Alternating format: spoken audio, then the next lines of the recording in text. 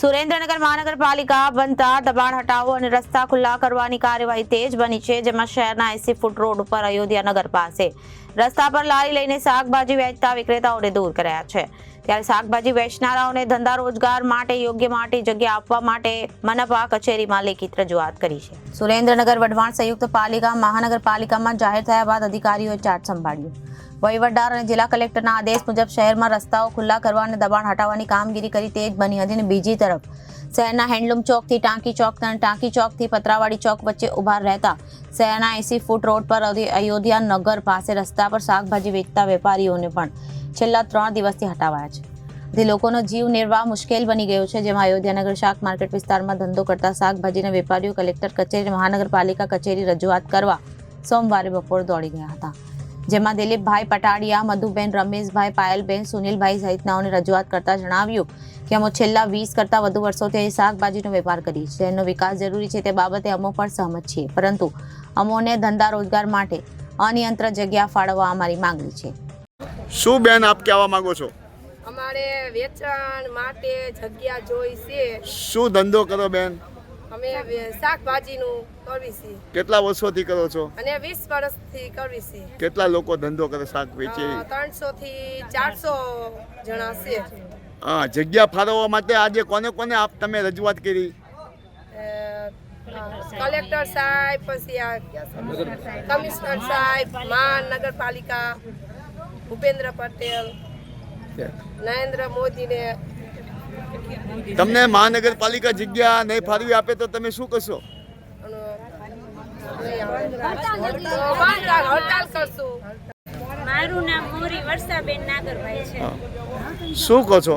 અમે એટલું કહેવા માંગવી છીએ, અમે 15-20 વર્ષથી 80 ફૂટ રોડ માર્કેટે શાકભાજી વેચવી છીએ, તો અત્યારે મહાનગરપાલિકા સુરેન્દ્રનગર દૂધરેજ રોડ બધે થઈ છે, તો અમને કાયદેસર રોડ દબાણ માટે થઈને અમને શાકભાજીવાળાને ઉઠાવવામાં આવ્યા છે। તો અમે એક કલેક્ટર કચેરીએ અરજી કરી છે, તો અમે એટલી વિનંતી કરવી છે કે અમને શાકભાજીવાળા બેન, આપણે શાકભાજી વેચવા માટેની જગ્યાની રજૂઆત તમે કોને કોને કરી બેન?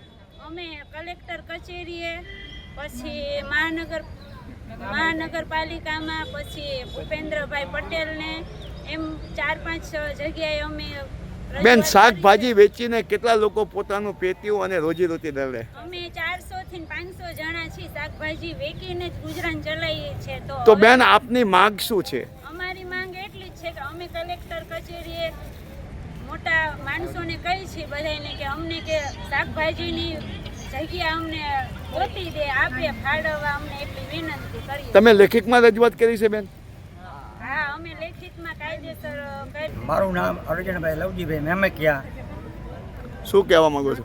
અમે એમ કહેવા માંગીએ 20 વર્ષથી અમે 80 ફૂટે આ જેટલા બધા ઉભાઈ બકાલાનો ધંધો કરી છે, બધા નાના માણસો છે।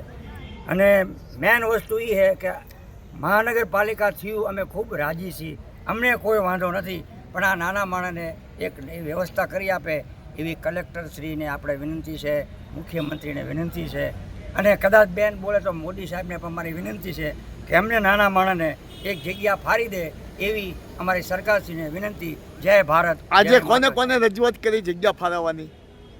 મુખ્યમંત્રી ભૂપેન્દ્રભાઈ પટેલ, કલેક્ટરશ્રી, મહાનગરપાલિકા ઓફિસે અમે રજૂઆત કરેલી છે, તો અમારી માંગ પૂરી કહેવાય એવી અમારી વિનંતી। મહાનગરપાલિકા દ્વારા જગ્યા ફાળવવામાં નહીં આવે તો આપ શું કરશો?